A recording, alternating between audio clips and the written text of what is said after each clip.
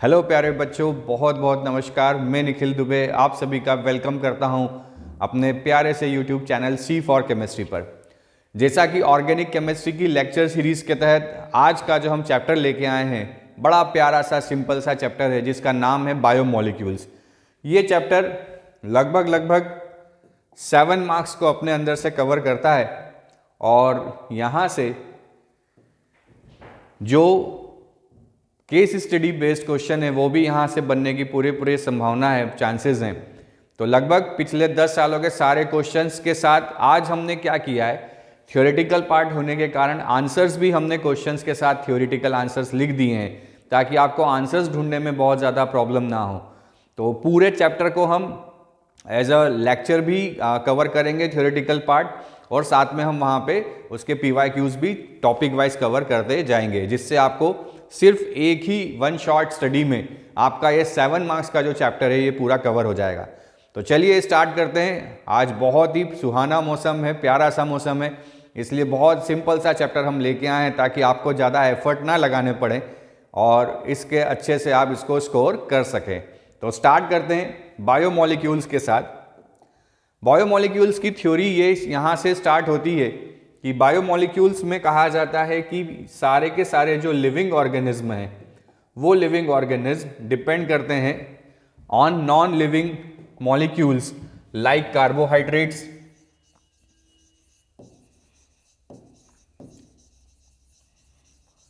Vitamins, nucleic acid,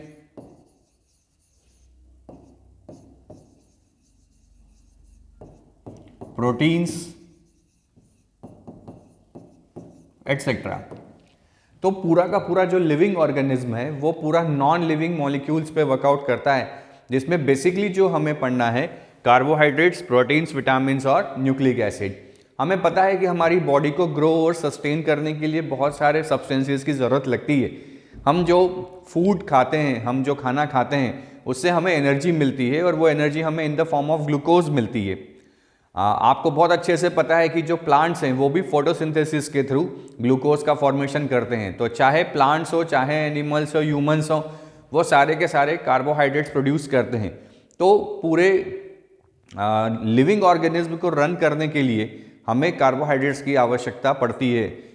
अब इस पूरे चैप्टर में हम जो बात करेंगे वो बेसिकली बात करेंगे इन 4 चीज़ों के बारे में, कार्बोहाइड्रेट्स, प्रोटीन्स, विटामिन्स और न्यूक्लिक एसिड। तो सबसे पहले आता है कि कार्बोहाइड्रेट क्या होता है, कि व्हाट इज कार्बोहाइड्रेट। कहा गया कि हाइड्रेटेड कार्बन जो है it is known as carbohydrate. Hydrated carbon को क्या कहा गया, कार्बोहाइड्रेट कहा गया। अगर यहां पे हम x की वैल्यू 6 और y की वैल्यू भी 6 रखें तो क्या बन गया, C6H12O6 ग्लूकोज या फ्रक्टोज। बट प्रॉब्लम ये देखी गई कि ऐसे बहुत सारे कार्बोहाइड्रेट्स हैं जो कार्बोहाइड्रेट्स इस डेफिनेशन को फुलफिल नहीं करते हैं, या और बहुत सारे ऐसे कार्बोहाइड्रेट्स हैं जो इस डेफिनेशन को फुलफिल करते हैं।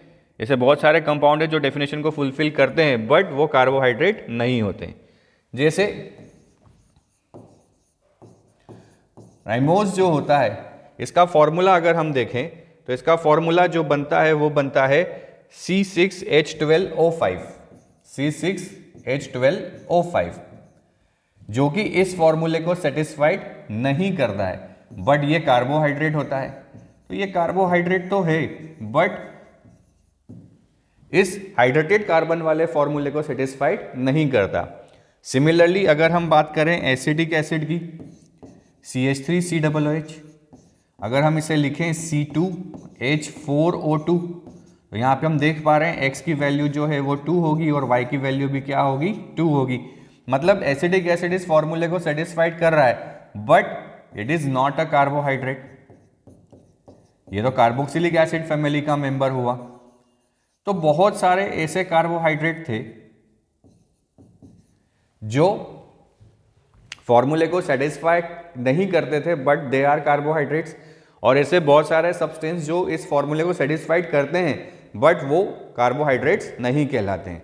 तो फिर कार्बोहाइड्रेट्स की डेफिनेशन क्या बनी, कार्बोहाइड्रेट की जो डेफिनेशन यहां पे बनी, उस डेफिनेशन में कहा गया कि carbohydrates are those compounds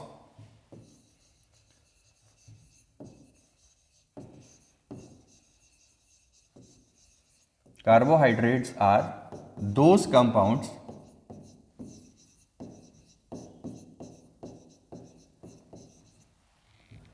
which have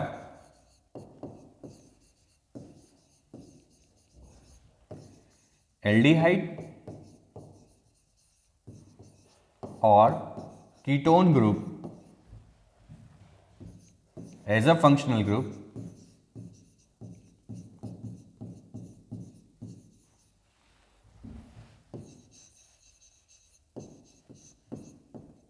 first thing. Second, they are polyhydroxy group.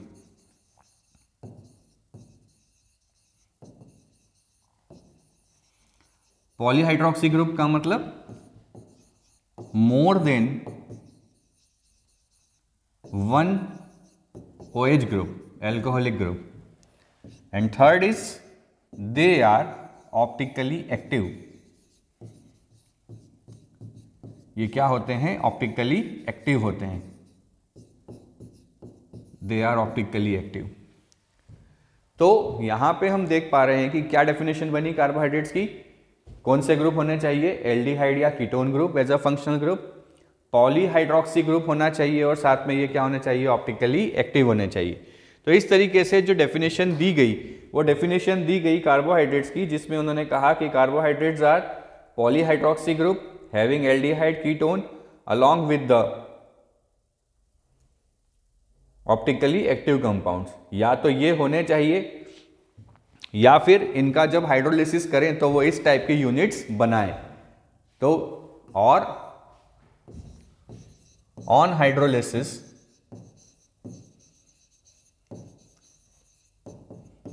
they form such units. ठीक है. फिर ऐसे कार्बोहाइड्रेट्स जो स्वीट इन टेस्ट होते थे उन्हें कहा गया शुगर्स. वही शुगर जो हम खाने में इस्तेमाल करते हैं. तो ऐसे कार्बोहाइड्रेट जो स्वीट इन टेस्ट होते थे उन्हें क्या कहा गया? शुगर.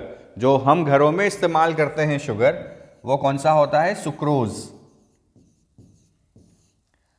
इन्हें सैकेराइड्स भी कहा जाता है. सैकेराइड्स का मतलब होता है sweet in test.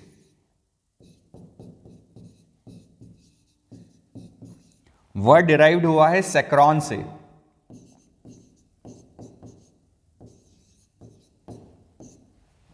Which is sweet in taste. तो इस तरीके से कार्बोहाइड्रेट्स की जो पहली डेफिनेशन दी गई, उस डेफिनेशन में कहा गया कि एल्डिहाइड कीटोन फंक्शनल ग्रुप होने चाहिए, पॉलीहाइड्रोक्सी ग्रुप होना चाहिए, इसका मतलब मोर देन वन OH, और ये ऑप्टिकली एक्टिव होने चाहिए, या फिर ऑन हाइड्रोलिसिस ये ऐसी यूनिट्स को फॉर्म करना चाहिए. इन्हें सैकेराइड्स भी कहा गया. सैकेराइड्स का मतलब होता है स्वीट इन टेस्ट, जो वर्ड आया है सैकरॉन से आया है. तो ये इंट्रोडक्शन पार्ट है.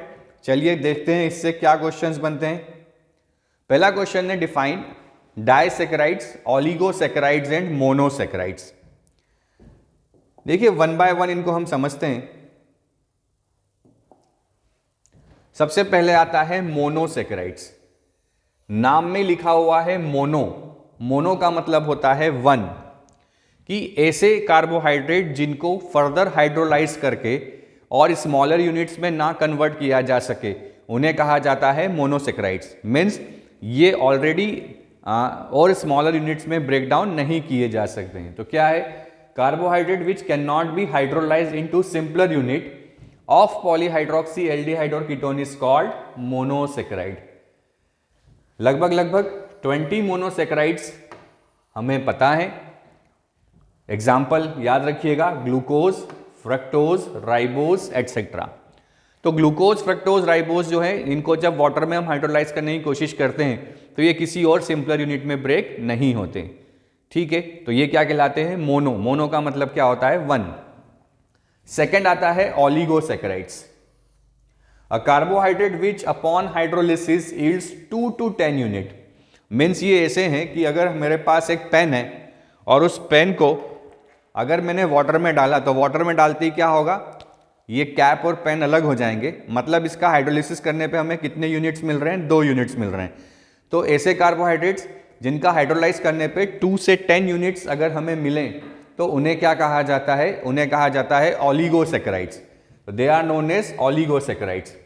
अगर वो 2 यूनिट में टूटता है तो इसे कहा जाता है डायसैकेराइड्स, 3 में टूटता है तो ट्राइसैकेराइड्स, अगर 4 में टूटता है तो टेट्रासैकेराइड्स। डिपेंडिंग करता है कि किस तरीके से कितने नंबर ऑफ यूनिट्स में वो ब्रेकडाउन हो रहा है। इसके अगर एग्जाम्पल की बात करें तो जैसे सुक्रोज कन्वर्ट होता है हाइड्रोलिसिस में ग्लूकोज और फ्रक्टोज में। रेफिनोज एक ट्राइसैकेराइड है जो किस में कन्वर्ट होता है, ग्लूकोज, फ्रक्टोज और गैलेक्टोज में। तो बेटा एनसीईआरटी लाइन बाय लाइन हम यहाँ कवर कर रहे हैं, तो जहां जहां मैं अंडरलाइन करता जा रहा हूं वो आपको याद रखना ही है। ये सीधे आपको क्वेश्चन में मिल सकता है कि रेफिनोज ट्राइसैकेराइड जो किस में कन्वर्ट होता है, ग्लूकोज, फ्रक्टोज और गैलेक्टोज में। डायसैकेराइड का एग्जांपल क्या है, सुक्रोज जो किस में कन्वर्ट होता है, ग्लूकोज और फ्रक्टोज में।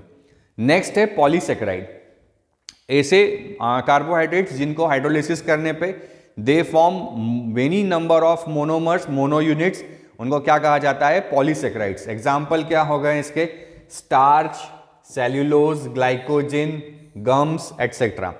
ये वो पर्टिकुलर पॉलीसैकेराइड्स हैं जो बहुत सारे यूनिट्स बनाते हैं, बहुत सारे मोनोसैकेराइड यूनिट्स का फॉर्मेशन ऑन हाइड्रोलिसिस करते हैं। तो फर्स्ट क्वेश्चन क्या बनता है, डायसैकेराइड्स, ओलिगोसैकेराइड्स और मोनोसैकेराइड्स। आई होप आप समझ पा रहे हैं। आगे बढ़े हम इसमें। अब जो मोनोसैकेराइड्स हैं, इन मोनोसैकेराइड्स को फर्दर हमने क्लासिफाई किया है, मोनोसैकेराइड्स को हमने फर्दर क्लासिफाई किया है on the basis of their functional group and number of carbon atom. Carbon atom, then हम देखें तो जनरल टर्म में क्या बोलते हैं इन्हें, फंक्शनल ग्रुप,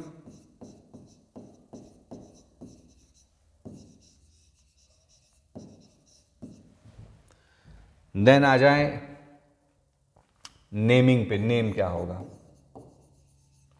जैसे अगर 3 कार्बन एटम है तो इसे ट्रायोज कहा जाता है। क्या कहा जाता है, ट्रायोज। अब अगर फंक्शनल ग्रुप एल्डिहाइड है तो नाम बनता है एल्डो ट्रायोज।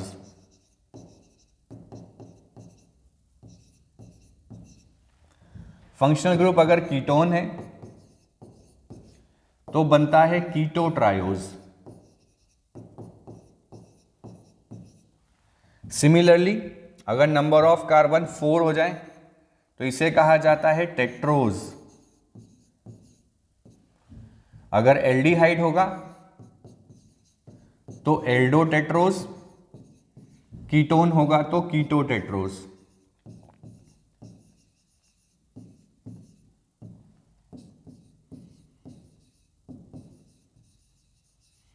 एल्डिहाइड है तो एल्डो टेट्रोज, कीटोन है तो कीटो टेट्रोज। सिमिलरली 5 को क्या बोलते हैं, pentose, aldo pentose, keto pentose. 6 को बोलते हैं hexose, aldo hexose, keto hexose. अगर एल्डिहाइड ग्रुप है तो उसे कहा जाएगा एल्डो हेक्सोज, और अगर कीटो ग्रुप है तो उसे कहा जाएगा कीटो हेक्सोज। ठीक है, इस तरीके से नंबर ऑफ कार्बन के बेसिस पे क्लासिफिकेशन किया जा सकता है। अब हमें जो सबसे पहले पढ़ाया जाता है वो पढ़ाया जाता है ग्लूकोज। क्या पढ़ाया जाता है, ग्लूकोज। तो ग्लूकोज क्या है, इट इज एल्डोहेक्सोज। ग्लूकोज एक एल्डोहेक्सोज है, मीन्स इसके अंदर 6 कार्बन हैं और एल्डिहाइड ग्रुप है। अब मेथड ऑफ प्रिपरेशन अगर हम देखें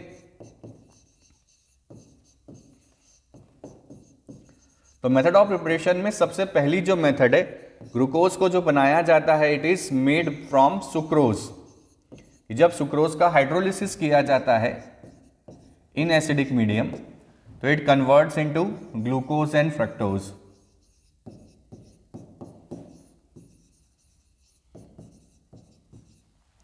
sucrose is C12H22O11 on hydrolysis it converts into C6H12O6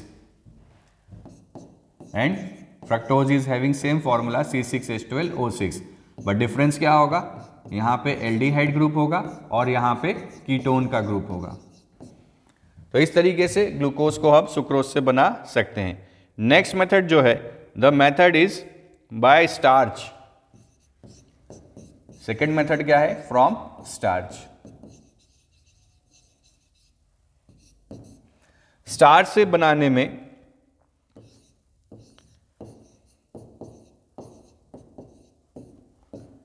सिर्फ क्या बनाया जाता है, ग्लूकोज बनाया जाता है।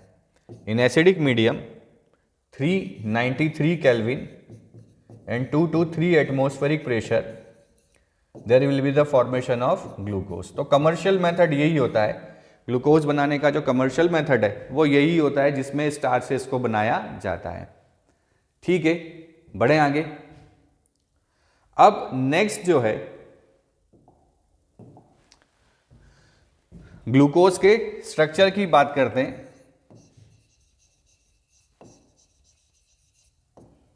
स्ट्रक्चर ऑफ ग्लूकोज,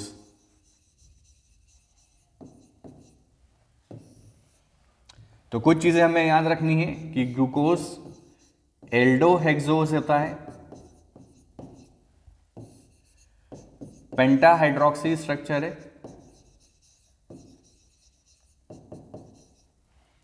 इसका जो ओपन स्ट्रक्चर है, ओपन स्ट्रक्चर याद रखिएगा क्योंकि ओपन स्ट्रक्चर से बहुत सारे क्वेश्चंस बन के आते हैं। ऊपर लिख लें CHO, सबसे लास्ट में लिख लें CH2OH। 2 कार्बन्स हो गए, 3, 4, 5 एंड 6। टोटल कितने हो गए, 1, 2, 3, 4, 5 एंड 6। जो थर्ड वाला हमारा ऊपर से थर्ड जो कार्बन है उसके लेफ्ट में OH लिखना है, बाकी सबके OH कहां आएंगे, राइट साइड में आएंगे। कि ऊपर से जो थर्ड कार्बन है उसका OH कहां लिखना है, लेफ्ट साइड में लिखना है, बाकी सबके OH कहां आएंगे, राइट साइड में आएंगे।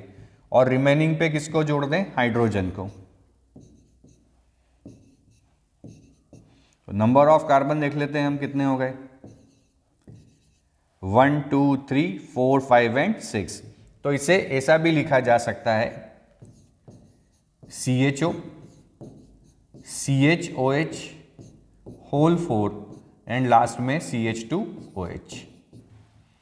तो आप देख सकते हैं 4 कार्बन सेकेंडरी एल्कोहल है, एक प्राइमरी एल्कोहल है और एक एल्डिहाइड है। कायरल सेंटर की बात कर लें तो कितने कायरल सेंटर हो गए, ये 1, ये 2, ये 3 और ये 4। तो 4 कायरल सेंटर,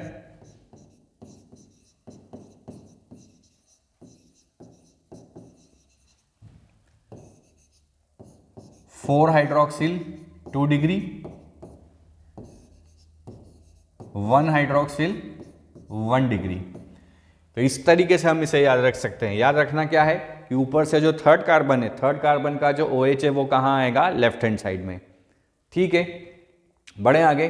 अब इस पर्टिकुलर पार्ट से बहुत सारे क्वेश्चन आते हैं कि ये पूरा ओपन स्ट्रक्चर बना कैसे समझ में आया कि ये स्ट्रक्चर होता है। तो देखते हैं क्वेश्चन क्या बनता है। Right the reaction showing the presence of following in the open structure of glucose. बहुत इंपॉर्टेंट है, लगभग हर साल क्वेश्चन एग्जाम में पूछे जाते हैं, तो आपको इसको प्रिपेयर करना ही है। सबसे पहला है कि कैसे पता चला कि ग्लूकोज के अंदर 6 कार्बन एटम्स का स्ट्रेट चेन होता है। तो on prolong heating, prolong heating का मतलब लंबे समय तक जब हमने ग्लूकोज को हीट किया in the presence of HI, it converts into the N hexane. Glucose किस में कन्वर्ट हो गया, N हेक्सेन में कन्वर्ट हो गया।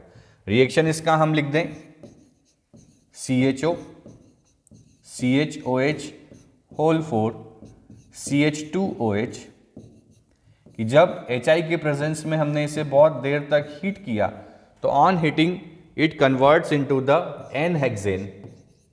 ये किस में कन्वर्ट हो गया? N हेक्सेन में कन्वर्ट हो गया। तो इस तरीके से हमें ये समझ में आया कि जो ग्लूकोज है उस ग्लूकोज के पास 6 कार्बन एटम्स होते हैं कि जब हमने इसको प्रोलॉन्ग हीट किया in the presence of HI तो complete glucose convert into the N hexane. Then second reaction कैसे पता चला कि ग्लूकोज के पास कार्बोनिल ग्रुप होता है? एक सेकेंड में थोड़ा सा देख लेता हूं एक बार वीडियो।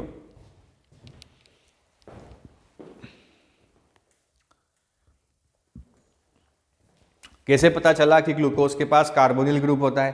कार्बोनिल ग्रुप का मतलब क्या होता है? Presence of C double bond O। तो जब ग्लूकोज की reaction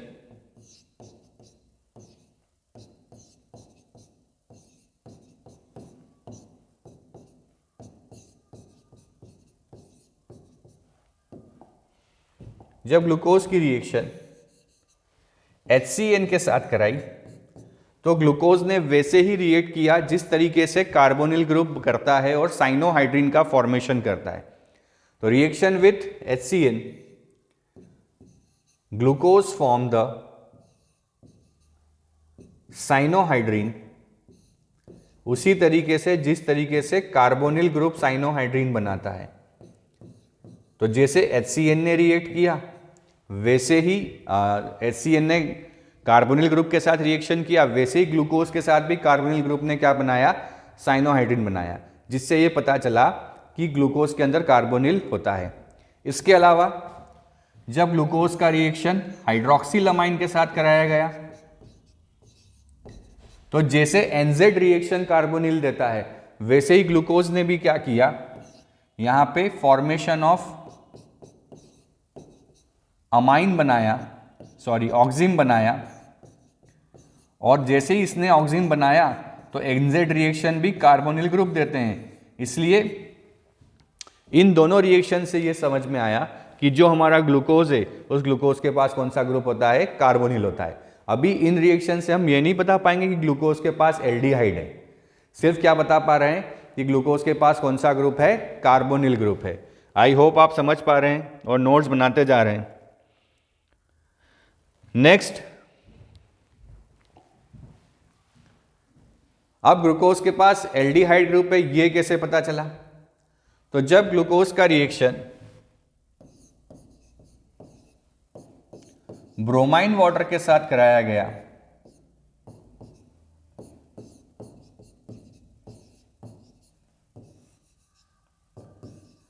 when glucose react with bromine water, जो कि बहुत अच्छा ऑक्सीडाइजिंग एजेंट होता है, इसने क्या किया कि जो CHO ग्रुप है ग्लूकोज का, इस CHO ग्रुप को कन्वर्ट कर दिया कार्बोक्सिलिक ग्रुप में।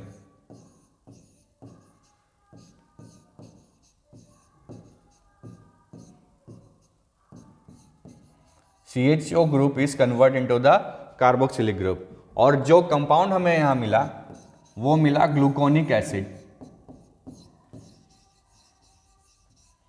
क्या मिला? Gluconic acid. अब चूंकि ब्रोमाइन वाटर जो है एक माइल्ड ऑक्सीडाइजिंग एजेंट है तो उसने एल्कोहल को तो कन्वर्ट नहीं किया, बट जो CHO ग्रुप है उस CHO ग्रुप को किस में कन्वर्ट कर दिया? कार्बोक्सिलिक एसिड ग्रुप में कन्वर्ट कर दिया, और जो कंपाउंड हमें मिला वो क्या मिला? Gluconic acid. इसका मतलब जो ग्लूकोज है with bromine water it converts into the gluconic acid. तो बड़ी इंपॉर्टेंट रिएक्शन है बेटा, इनमें से लगभग एक रिएक्शन हर साल एग्जाम में पूछी ही जाती है। नेक्स्ट, कैसे पता चला कि ग्लूकोज के पास 5OH ग्रुप है? तो it is by acylation. By acylation ये पता चला कि ग्लूकोज के पास क्या है? 5OH ग्रुप है।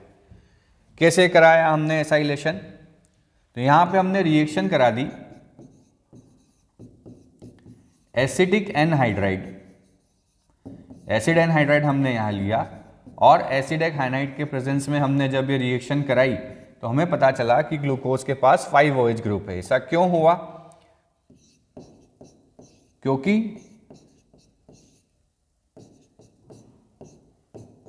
ग्लूकोज के जो OH ग्रुप थे, on reacting with acid and hydride, acidic anhydride, उनके प्रेजेंस में सारे के सारे जो ग्लूकोज ग्रुप हैं वहां पे एसाइलेशन हो गया। तो क्या बन गया यहाँ पे? CHOCOCH3। Acylation means addition of acyl group. कौन सा होता है एसाइल ग्रुप? This one. कि क्या हुआ होगा यहाँ पे? ये बॉन्ड ब्रेक हुआ, माइनस, और एल्कोहल की हमने कौन सी प्रॉपर्टी ली? Acidic property, H+। तो इन्होंने मिलके तो एसिडिक एसिड बना लिया, और ये जो COCH3 है ये अटैच हो गया किसके साथ? एल्कोहल के साथ। इन द सिमिलर मैनर क्या बनेगा? CH2OCOCH3। तो इसे कहा गया पेंटा एसीटेट ऑफ ग्लूकोज। क्या कहा गया? पेंटा एसीटेट ऑफ ग्लूकोज। तो कैसे पता चला कि ग्लूकोज के पास 5 OH ग्रुप होते हैं? By doing the acylation. Acylation में जो ग्लूकोज के चारों पांचों ग्रुप थे, they are convert into the penta acetate. तो पेंटा एसीटेट मिल रहा है, इसलिए ग्लूकोज के पास कितने ग्रुप हो गए? 5। ठीक है, तो ये क्वेश्चन सारे PYQ हैं, किस मैनर में पूछे हैं क्वेश्चन लिखा हुआ है। नेक्स्ट,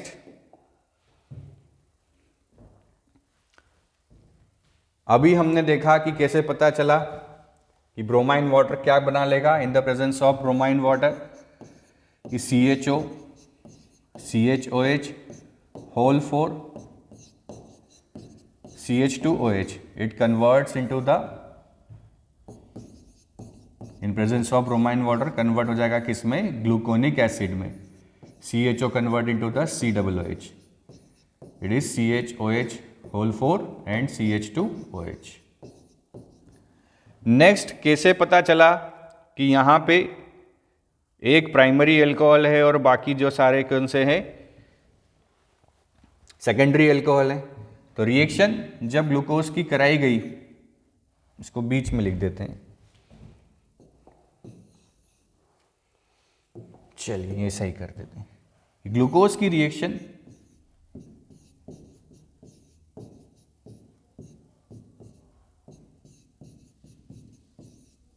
जब कराई गई कॉन्सेंट्रेटेड HNO3 के प्रेजेंस में, तो कॉन्सेंट्रेटेड HNO3 ने क्या किया? CHO और प्राइमरी एल्कोहल दोनों को कन्वर्ट कर दिया किस में? कार्बोक्सिलिक में। तो क्या बन गया यहाँ पे? COOH CHOH whole 4 COOH। तो दोनों जो हमारे एल्डिहाइड और एल्कोहल ग्रुप है, दोनों कन्वर्ट हो गए किसके अंदर? कार्बोक्सिलिक ग्रुप में। क्योंकि कॉन्सेंट्रेटेड HNO3 जो है, it is a strong oxidising agent.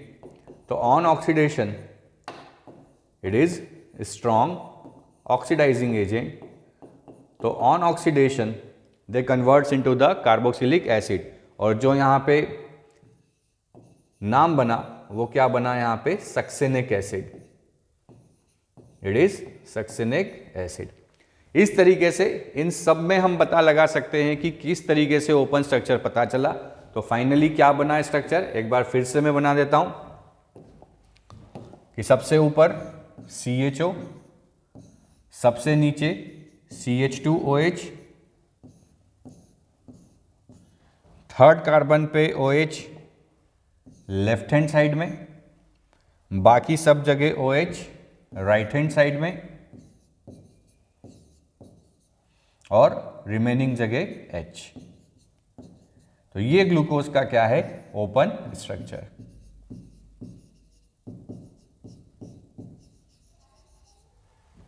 इस तरीके से ग्लूकोज का ओपन स्ट्रक्चर फॉर्म किया गया। ठीक है, आगे बढ़ें। अब ग्लूकोज के ओपन स्ट्रक्चर के बाद बेसिक स्ट्रक्चर डिफरेंस बताया गया ग्लूकोज और फ्रक्टोज का। तो ग्लूकोज का जो कंप्लीट नेम है वो है अल्फा डी प्लस ग्लूकोज। क्या नाम है? अल्फा डी प्लस ग्लूकोज या beta D plus glucose. Glucose जो है वो प्लस डी ग्लूकोज है। क्यों है ऐसा देखते हैं। CHO अभी बताया था, थर्ड पे OH लेफ्ट हैंड साइड में।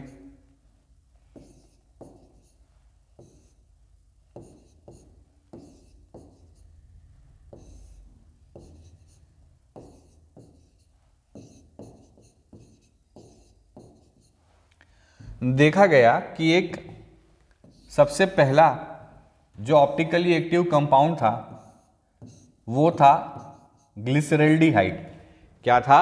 ग्लिसरल्डिहाइड।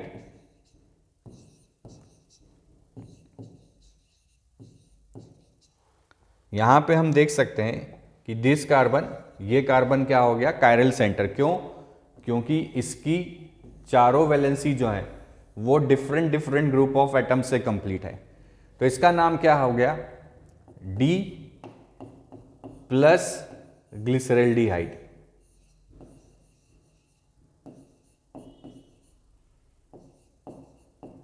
D plus glyceraldehyde. तो डी स्टैंड क्या करता है बेटा? ये डी डेक्स्ट्रो और लेवो वाला डी नहीं है, कि जो भी लोएस्ट एसिमेट्रिकल कार्बन है, जैसे यहां एसिमेट्रिकल कार्बन कौन सा है? केवल ये वाला। एसिमेट्रिकल कार्बन का मतलब क्या होता है? जिसकी चारों वैलेंसी क्या हो? डिफरेंट हो। तो ये लोएस्ट एसिमेट्रिकल कार्बन, इसका OH कहां है? राइट हैंड साइड में। तो डी का मतलब क्या होगा? Right hand side.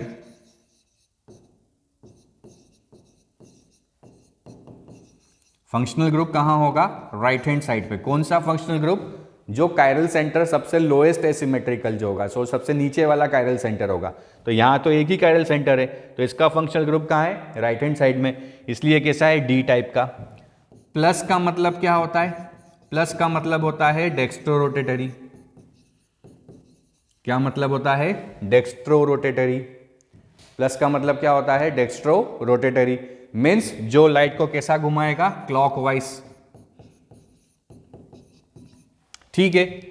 तो अल्फा डी प्लस ग्लूकोज का मतलब क्या है? अभी समझते हैं अल्फा बीटा क्या होता है। डी का मतलब देखें जरा यहां पे कि यहां पे कितने कायरल सेंटर हैं। तो देखिए ये 1, ये 2, ये 3 और ये 4। सबसे लोएस्ट कौन सा है? ये वाला। इसका फंक्शनल ग्रुप कहां है? राइट हैंड साइड पे। इसलिए ये कैसा हो गया? डी टाइप का। लोएस्ट एसिमेट्रिक कार्बन का जो फंक्शनल ग्रुप है अगर वो राइट हैंड साइड पे हो तो उसे क्या कहा जाता है? D type. प्लस का मतलब क्या हुआ? ग्लूकोज कैसा है? Dextro rotatory. इसका मतलब ग्लूकोज भी लाइट को कैसा घुमाता है? क्लॉकवाइज रोटेशन करता है। तो डी और प्लस में कंफ्यूज नहीं होना है। अगर ये स्मॉल डी होता है, डेक्स्ट्रो रोटेटरी का जो रोटेशन है वो कैसा होता है? स्मॉल डी होता है। स्मॉल डी से हम बता सकते हैं कि क्लॉकवाइज है या एंटी क्लॉकवाइज है, पर ये कैपिटल डी है। कैपिटल डी का मतलब क्या होगा? लोएस्ट एसिमेट्रिक कार्बन का जो फंक्शनल ग्रुप है वो कहां होगा? राइट हैंड साइड में। तो ये क्या हो गया? ग्लूकोज। अब सिमिलरली अगर हम फ्रक्टोज की बात करें तो फ्रक्टोज के केस में फंक्शनल ग्रुप कौन सा होता है? कीटोन। तो कैसे बनाएंगे? सबसे ऊपर और सबसे नीचे क्या बना देंगे? CH2OH। फिर सेकेंड कार्बन पे क्या होगा? सेकेंड कार्बन पे यहां पे कीटोन ग्रुप लगा होगा।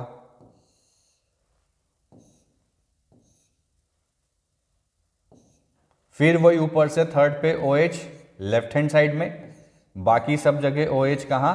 राइट हैंड साइड में। तो देखिए ग्लूकोज क्या बनेगा? सबसे लोएस्ट एसिमेट्रिकल कार्बन ये रहा, तो ये भी डी टाइप का। बट फ्रक्टोज कैसा होता है? माइनस होता है। मतलब ये लाइट को एंटी क्लॉकवाइज रोटेट करता है।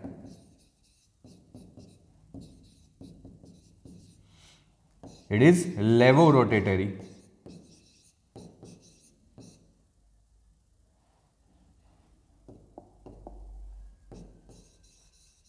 क्या है ये? लेवोरोटेटरी। तो नंबर ऑफ कायरल कार्बन कितने हो गए? 3।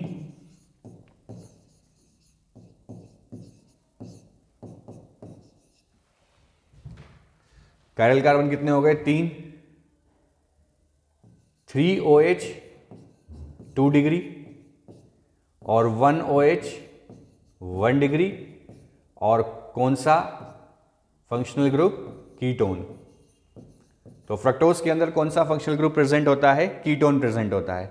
और ग्लूकोज में कौन सा फंक्शनल ग्रुप प्रेजेंट होता है? एल्डिहाइड प्रेजेंट होता है। क्या मीनिंग होता है डी का? मैंने एक्सप्लेन कर दिया कि अल्फा ग्लिसरल्डिहाइड जो है ग्लिसरल्डिहाइड से यहां बनाया है D plus glyceraldehyde. Lowest asymmetrical carbon का जो OH है वो अगर राइट हैंड साइड है तो वो डी होता है, अदरवाइज वो एल होता है। ठीक है, नोट कर लीजिए इसे।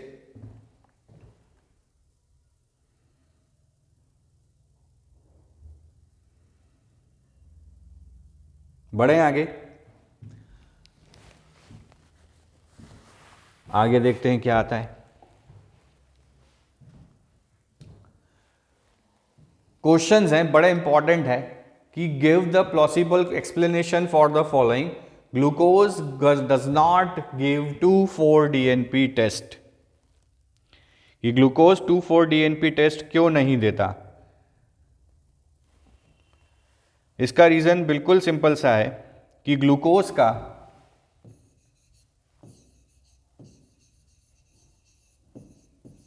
Open structure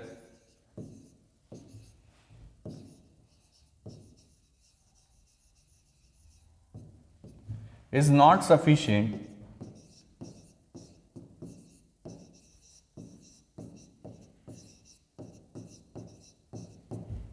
to show its properties.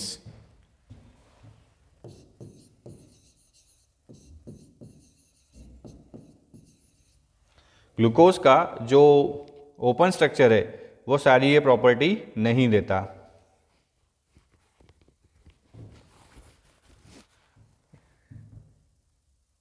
To 4-DNP आपको पता है क्या फुल फॉर्म होता है? It is 2,4 di nitrophenyl hydrazine.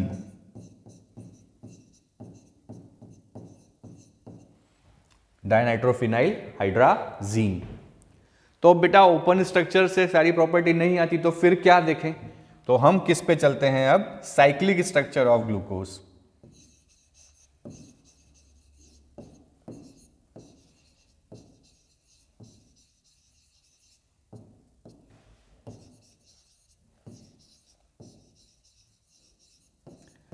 देखा गया कि ग्लूकोज इसके साथ साथ शीव बेस्ड टेस्ट भी नहीं देता। ग्लूकोज हाइड्रोजन सल्फाइड का एडिशन प्रोडक्ट भी नहीं बनाता, जबकि ये सारी वो रिएक्शंस हैं जो एल्डिहाइड ग्रुप देता है। सोडियम हाइड्रोजन सल्फाइड का एडिशन प्रोडक्ट बनाता है कार्बोनिल ग्रुप के कारण, शीव बेस्ड रिएक्शन देता है जिसमें वो पिंक कलर अपीयर करता है। बट ग्लूकोज ना तो DNP टेस्ट देता है, ना शीव बेस्ड देता है, ना ही सोडियम हाइड्रोजन सल्फाइड का एडिशन प्रोडक्ट देता है, और ना ही ग्लूकोज का पेंटा एसीटेट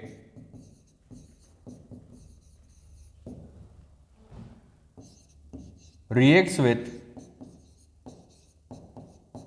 hydroxylamine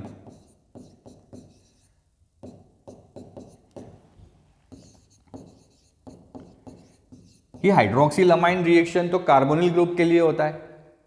अब ओपन स्ट्रक्चर हो तो क्या फर्क पड़ता है, पेंटा एसीटेट हो तो क्या फर्क पड़ता है? जैसा हमने देखा है यहां पे, हम देख चुके हैं पहले कि ग्लूकोज के पेंटा एसीटेट का रिएक्शन कि ये हाइड्रोक्सीलामाइन कार्बोनिल ग्रुप के प्रेजेंस के कारण क्या देता है? ऑक्सीन। अब यहाँ एल्कोहल हो या पेंटा एसीटेट हो क्या फर्क पड़ता है?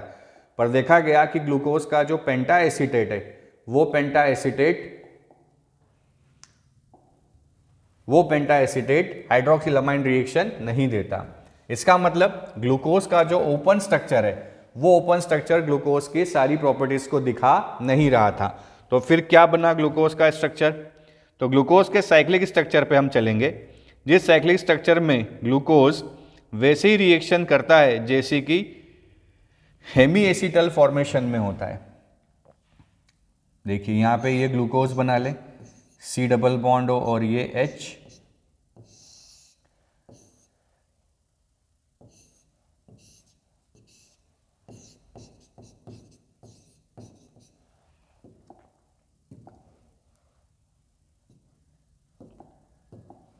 थर्ड पे OH लेफ्ट हैंड साइड में, बाकी सभी जगह OH राइट हैंड साइड में।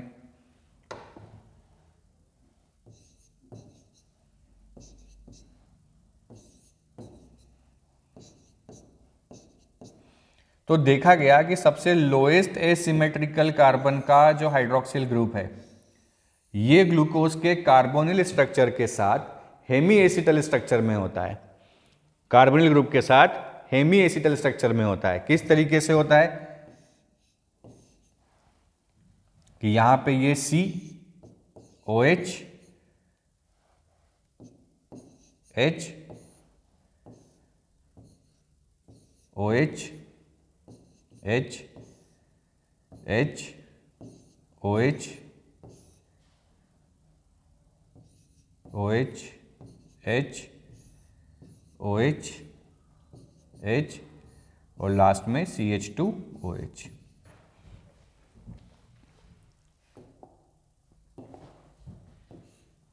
तो यहां से इसको थोड़ा सा हम ऐसा कर देते हैं।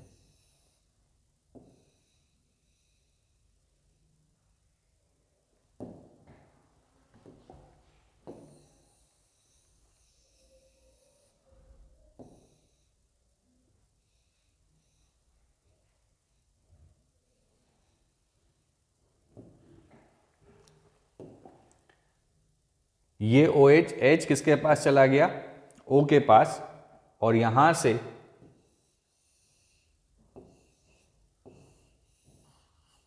ये ग्लूकोज का स्ट्रक्चर बना। तो अब इस ग्लूकोज को क्या कहा जाता है? Alpha D plus glucose. क्या कहा जाता है? Alpha D plus glucose. It is known as alpha D plus glucose. It is known as alpha D plus glucose. देखिए आप क्या हो रहा है यहां पे, अल्फा का मतलब क्या है अभी बताते हैं। डी का मतलब क्या है? जो सबसे लोएस्ट एसिमेट्रिक कार्बन है उसका फंक्शनल ग्रुप कहाँ है? राइट हैंड साइड में है। कहाँ है? राइट हैंड साइड में है। तो ये राइट हैंड साइड में होने के कारण कैसा हो गया? डी। प्लस का मतलब क्या हो गया? Dextro rotatory. और अल्फा का मतलब कि पहले कार्बन का OH कहाँ है? राइट हैंड साइड में। सिमिलरली अगर फर्स्ट कार्बन का OH लेफ्ट हैंड साइड में हो जाता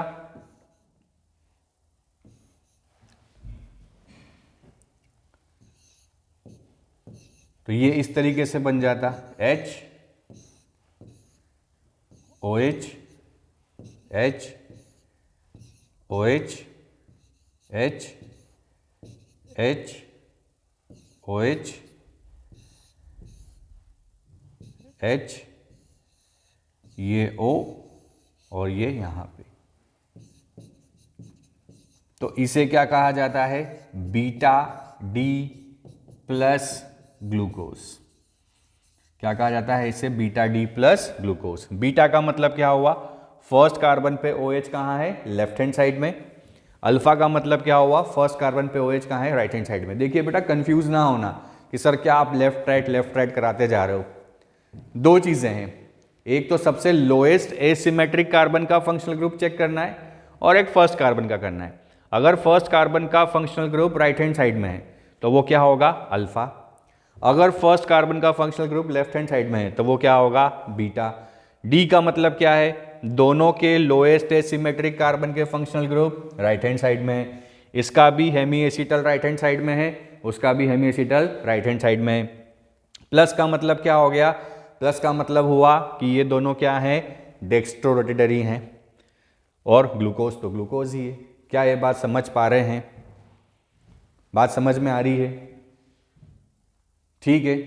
तो ग्लूकोज का ओपन स्ट्रक्चर क्या क्या नहीं दे पाया, शीफ बेस के साथ रिएक्शन नहीं दे पाया, 2,4-DNP के साथ रिएक्शन नहीं दे पाया, NHSO3 एडिशन प्रोडक्ट नहीं दे पाया, पेंटा एसीटेट हाइड्रोक्सिलामाइन के साथ रिएक्शन नहीं कर पाया, तो फिर हम ग्लूकोज के साइक्लिक स्ट्रक्चर पे मूव करें। और वो साइक्लिक स्ट्रक्चर में हमने देखा कि ग्लूकोज की दो वेराइटी है, एक अल्फा डी प्लस ग्लूकोज और बीटा डी प्लस ग्लूकोज। आई होप आप समझ पा रहे हैं। आगे बढ़ें। अब ये जो दोनों हैं, ये फर्स्ट कार्बन पे डिफरेंस है, तो इन्हें क्या कहा जाता है, एनोमर्स। अल्फा और बीटा ग्लूकोज क्या कहलाते हैं, एनोमर। एनोमर का मतलब होता है कि जिनमें पहले कार्बन पे जो फंक्शनल ग्रुप हो वो डिफरेंट पोजीशन पे हो, तो उन्हें क्या कहा जाता है, एनोमर्स। तो अल्फा डी प्लस ग्लूकोज और बीटा डी प्लस ग्लूकोज के अंदर जो फर्स्ट कार्बन पे हाइड्रोक्सिल ग्रुप का हमें डिफरेंस दिख रहा है, उस डिफरेंस के कारण ये दोनों क्या कहलाते हैं, एक दूसरे के एनोमर्स कहलाते हैं। ठीक है, समझ पा रहे हैं। आगे बढ़ें।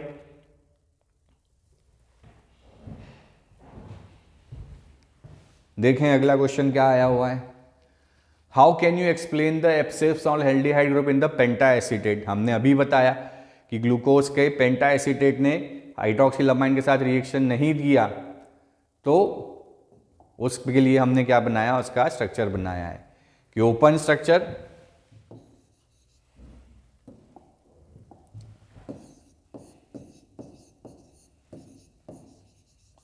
Open structure is not sufficient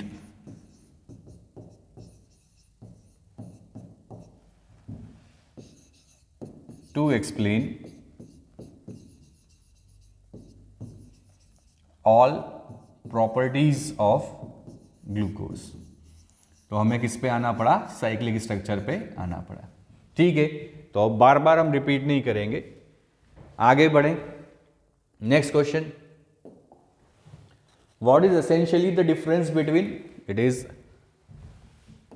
alpha D glucose and beta D glucose. तो क्या है अल्फा डी और बीटा डी ग्लूकोज में डिफरेंस, दे आर एनोमर्स। ये क्या है, एनोमर्स हैं, इन विच C1 carbon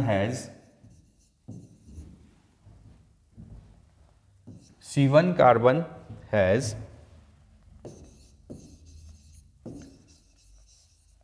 different position of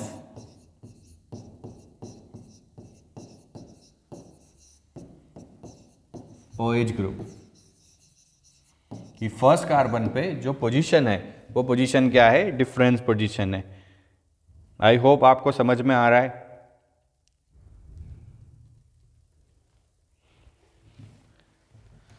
अब what is mean by pyranose structure of glucose.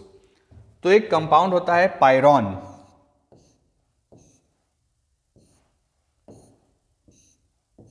Five membered ring compound है, इसमें 1 2 3 4 5 फर्स्ट और 5th कार्बन के बीच में क्या है, ऑक्सीजन है। सिमिलरली हम यहां देखें कि अगर ग्लूकोज का अल्फा डी ग्लूकोज का मैं स्ट्रक्चर बनाऊं,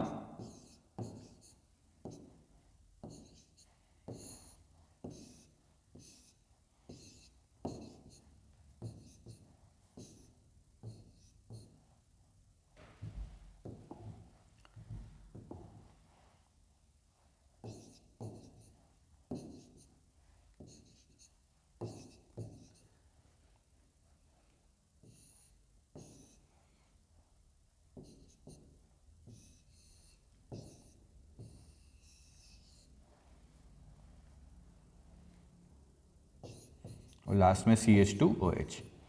तो देखें 1 2 3 4 5 फर्स्ट और 5th के बीच में यहां भी ऑक्सीजन है। तो इस पायरॉन को सेंटर में रखते हुए हमने ग्लूकोज का पायरेनोज स्ट्रक्चर बनाया। हमने नहीं बनाया सर, अरे हम कहाँ साइंटिस्ट हैं, साइंटिस्ट लोगों ने बनाया है। ओए ओह, कहाँ चला,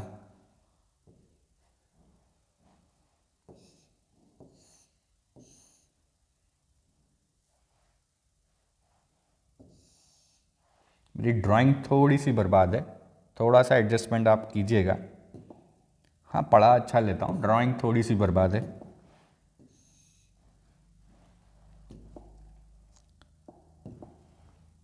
वन, टू, थ्री, फोर और 5। तो रिलेटेड विद दिस है, इसको हम देते हैं नंबर 1, ये नंबर 2, ये नंबर 3, ये नंबर 4, ये नंबर 5। अब जो जो राइट हैंड साइड में है वो सारे नीचे आएंगे और जो जो लेफ्ट हैंड साइड में है वो सारे ऊपर चले जाएंगे। तो क्या बन जाएगा, अल्फा डी प्लस का हम बनाएं तो राइट हैंड साइड में कौन है, OH, तो OH नीचे और H ऊपर, फिर OH नीचे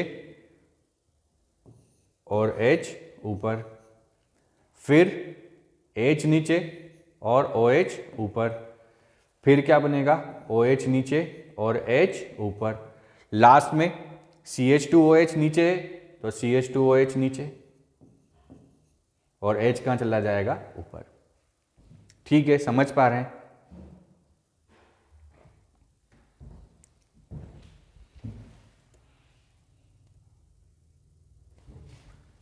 अरे CH2OH हमेशा ऊपर आएगा, ध्यान रखना।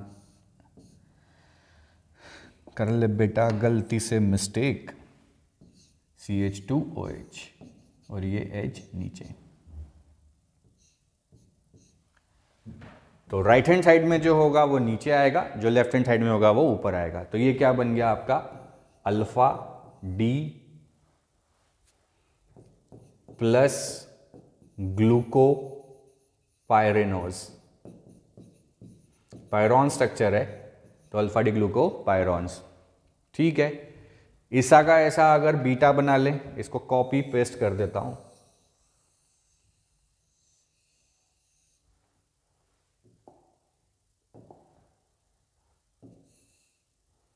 छोटू को पास बना लेते हैं।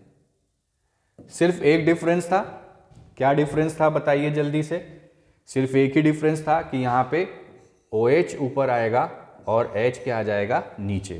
तो ये क्या हो जाएगा, बीटा डी प्लस ग्लूकोपायरॉन्स। थोड़ा सा वीडियो देखते हैं, क्योंकि बेटा क्या मोबाइल से हम लोग बनाते हैं। ठीक है ठीक है, दिख रहा है, बढ़िया दिख रहा है। तो बीटा डी प्लस ग्लूकोपायरॉन्स, तो ये ग्लूकोज का क्या है, पायरॉन स्ट्रक्चर है। सिमिलरली अगर हम फ्रक्टोज के पायरॉन स्ट्रक्चर की बात करें तो फ्रक्टोज के स्ट्रक्चर बना लेते हैं, सारे स्ट्रक्चर एक बार बना देता हूं। सबसे पहला स्ट्रक्चर साइक्लिक स्ट्रक्चर क्या बन जाएगा, ओपन स्ट्रक्चर बना लेते हैं पहले, CH2OH और लास्ट में भी CH2OH, थर्ड पे OH लेफ्ट हैंड साइड में, बाकी जगह OH राइट हैंड साइड में। 1 2 3 4 5 6 हो गया। फिर इसके साइक्लिक स्ट्रक्चर की बात करें तो सीधे बना दूं, अब एक बार OH लेफ्ट हैंड साइड में और एक बार OH राइट हैंड साइड में। तो अभी OH कहाँ रख लेते हैं हम, राइट हैंड साइड में। तो क्या बन जाएगा, OH H H OH H, यहाँ से ये हेमी एसिटल वाला फॉर्म ये यहाँ चला गया और ये क्या हो गया, CH2OH। क्या नाम हो जाएगा इसका, अल्फा डी माइनस फ्रक्टोज। क्या हो जाएगा, अल्फा डी माइनस फ्रक्टोज। इसको पूरा कॉपी कर लेते हैं हम,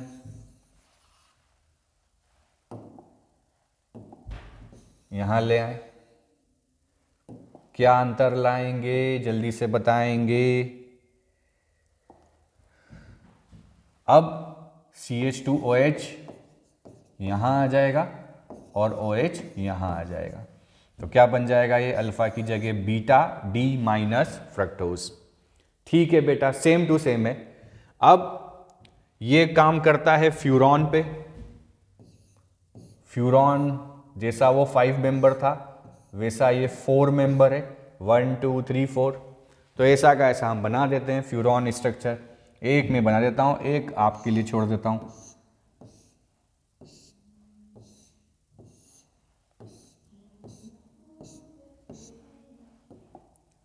वही जो राइट हैंड साइड में है वो नीचे, जो लेफ्ट हैंड साइड में है वो ऊपर। तो क्या हो जाएगा यहाँ CH2OH, OH, सेकेंड में H, OH, थर्ड में OH, H, देन CH2OH और H। तो ये बन गया हमारा फ्रक्टोज का पायरॉन स्ट्रक्चर, फ्रक्टोन स्ट्रक्चर, फ्यूरॉन स्ट्रक्चर, क्या बोल रहा हूँ, फ्यूरॉन। क्या है ये, फ्यूरॉन। तो नाम क्या हो जाएगा इसका, alpha D minus fructo furan, furans. बोले सर क्या नाम है, furanose, furans, alpha D minus fructo furans. ठीक है जी।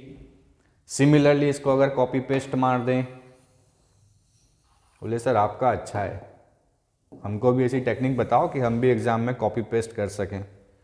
बेटा कोशिश ना करना एग्ज़ाम में, क्योंकि CBSE ने पकड़ लिया ना एक बार तो बहुत बेइज्जती हो जाएगी दूसरों के कॉपी पेस्ट करने के चक्कर में। तो सिर्फ फर्स्ट पोजीशन के हमें क्या करना है, OH और CH2OH को चेंज करना है। तो ये है complete cyclic structure of glucose and fructose. तो थ्योरी के साथ साथ देखिए, जो यहाँ थ्योरी है ना बेटा वही क्वेश्चन है। तो आप सोच रहे होंगे कि सर ने PYQ बोल डाला है थंबनेल में और यहाँ तो थ्योरी पढ़ा रहे हैं। तो जो थ्योरी है वही क्वेश्चन है, इसलिए साथ का साथ में दोनों चलते हैं। नेक्स्ट अगला आता है डायसेक्राइड्स। बेसिकली ये क्वेश्चन यहां से आता है डायसेक्राइड्स। चलिए कलर बदल देते हैं, कलरफुल लाइफ होनी चाहिए। डायसेक्राइड्स, डायसेक्राइड्स क्या होते हैं बेटा, कि they are connected with monosaccharides. दो मोनोसेक्राइड्स को अगर हम आपस में कनेक्ट कर दें विथ ऑक्साइड लिंकेज, तो उसे क्या कहा जाता है, डायसेक्राइड। ये वाटर बाहर निकाल दें और वाटर बाहर निकालने के बाद दो मोनोसेक्राइड्स में से अगर वाटर मॉलिक्यूल बाहर निकालें तो दो monosaccharides with oxide link, through oxide link connect होते हैं। इस पर्टिकुलर लिंकेज को कहा जाता है ग्लाइकोसिडिक लिंकेज। बेटा नाम याद रखिएगा क्योंकि हम आगे दो और लिंकेज पढ़ने वाले हैं। इसे क्या कहा जाता है, ग्लाइकोसिडिक लिंकेज। तो क्या होता है glycosidic linkage? In disaccharides, the two monosaccharide units are joined together by an oxide linkage by the loss of a water molecule and the linkage known as glycosidic linkage। कि दो monosaccharides water molecule loose करते हैं और oxides के साथ तो attach होते हैं, जैसे यहां देख पा रहे हैं। सुक्रोज इसका एग्जाम्पल है कि sucrose is form by the glycosidic linkage between C1 of alpha D glucose and C2 of beta D minus fructose. याद रखिएगा, alpha D plus glucose and beta D minus fructose. तो ये beta D fructose, उसका कौन सा linkage है, ये C2। Alpha D glucose का कौन सा लिंकेज है, C1। और यहां से जो OH थे इनमें से वाटर बाहर निकाला, तो ये जो लिंकेज बन रहा है यही क्या है, ग्लाइकोसिडिक लिंकेज। तो क्या हो गया कि अगर सुक्रोज का हाइड्रोलिसिस किया जाए तो सुक्रोज हमने कहा था कि ये डायसेक्राइड है। On hydrolysis it converts into glucose and fructose. ये किस में बदलता है, ग्लूकोज और फ्रक्टोज में बदल जाता है। ग्लूकोज और फ्रक्टोज में बदलता है। फॉर्मूला सेम है, डिफरेंस हम देख के आए हैं, एक एल्डो टाइप का होता है, एक कीटोस टाइप का होता है। अरे एक एल्डो टाइप का होता है, एक कीटो टाइप का होता है। अब बेटा जो सुक्रोज होता है ना, बड़ा इंपॉर्टेंट क्वेश्चन आता है, ये एक इन्वर्टेड शुगर है। क्या है, एक इन्वर्टेड शुगर है। Sucrose is an inverted sugar. बोले सर क्या होता है? तो जरा देखो, ग्लूकोज सुक्रोज हाइड्रोलिसिस पे क्या दे रहा है, ग्लूकोज और फ्रक्टोज। अब सुक्रोज जो होता है वो बेसिकली डेक्स्ट्रोरोटेटरी होता है। क्या होता है, सुक्रोज डेक्स्ट्रोरोटेटरी होता है। सुक्रोज इज डेक्स्ट्रोरोटेटरी, यहां ही लिख देता हूं, सुक्रोज इज डेक्स्ट्रोरोटेटरी। पर ऑन हाइड्रोलिसिस, आफ्टर हाइड्रोलिसिस, जो ये मिक्सचर होता है, दिस मिक्सचर इज लेवोरोटेटरी। मिक्सचर कैसा है ये, लेवोरोटेटरी है। क्यों है, क्योंकि हमें क्या मिल रहे हैं, दो प्रोडक्ट मिल रहे हैं। पहला मिल रहा है ग्लूकोज, दूसरा मिल रहा है फ्रक्टोज। अब वी नो वेरी वेल कि ग्लूकोज जो है वो तो डेक्स्ट्रोरोटेटरी होता है क्योंकि प्लस होता है, फ्रक्टोज जो है लेवोरोटेटरी होता है क्योंकि माइनस होता है। मतलब जो मिक्सचर है उस मिक्सचर के अंदर प्लस भी है और माइनस भी है। अब अगर इनका डिग्री ऑफ रोटेशन सेम हो जाता तो ओवरऑल क्या होते हैं, ये ऑप्टिकली इनएक्टिव हो जाते।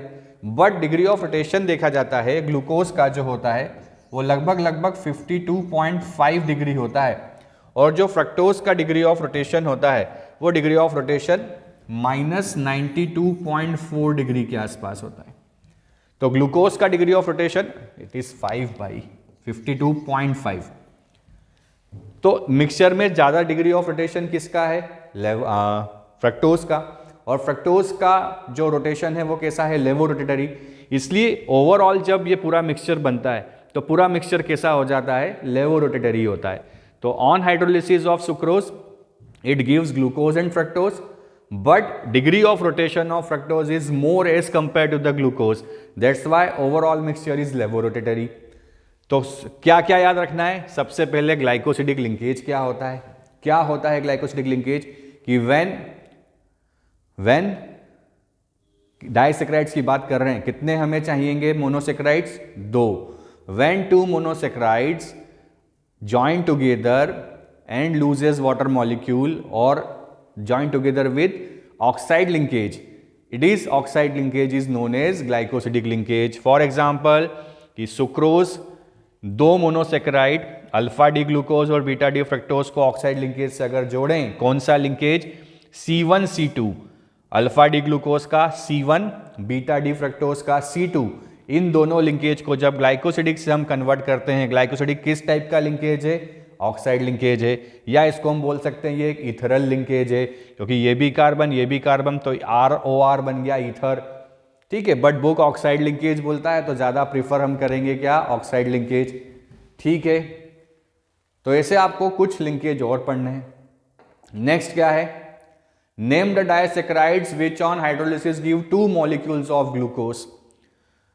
तो देखिए, अगर जो ग्लूकोज के 2 मॉलिक्यूल देता है हाइड्रोलिसिस पे, इसका मतलब क्या हुआ कि जब ग्लूकोज के 2 मॉलिक्यूल को हम एड अप करेंगे तो वो बनेगा।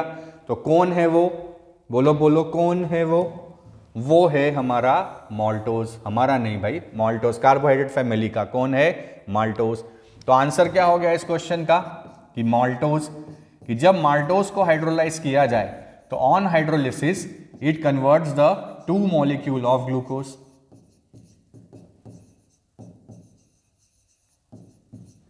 क्या देता है ये, 2 मॉलिक्यूल्स ऑफ ग्लूकोज देता है। देखिए जरा लिंकेज क्या लिखा हुआ है, C1C4 ग्लाइकोसिडिक लिंकेज है। कैसा लिंकेज है, C1C4 ग्लाइकोसिडिक लिंकेज, कि एक अल्फा डी ग्लूकोज का first carbon 4th alpha D glucose के कार्बन के साथ ऑक्साइड लिंकेज में है। तो याद क्या रखना है, C1C4 glycosidic linkage, C1C4 glycosidic linkage, अरे सिडिक,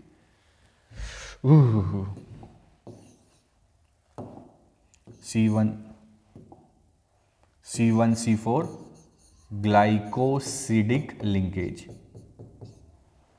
किसके बीच में है, 2 ग्लूकोज यूनिट में, अल्फा डी ग्लूकोज। याद रखना है कि it is a reducing sugar,